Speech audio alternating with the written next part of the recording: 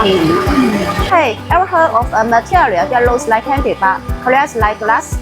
Now I'm talking about plastic glass. Don't use utility knife, otherwise you will be using a toothpick to poke eyes.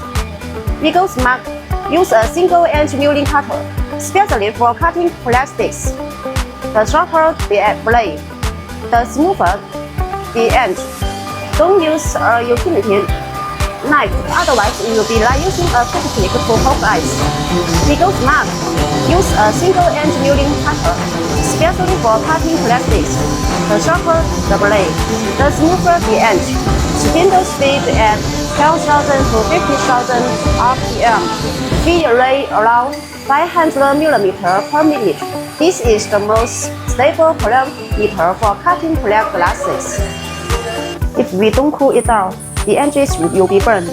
We use air blast or mist cooling, keeps the end sharp chips flying and the finish super clean. We can see CNC cut plastic glass everywhere, such as advertising signs, medical devices, electronic products. Want to cut plastic glasses steadily or beautifully? Talk to Candy and follow more cool tips.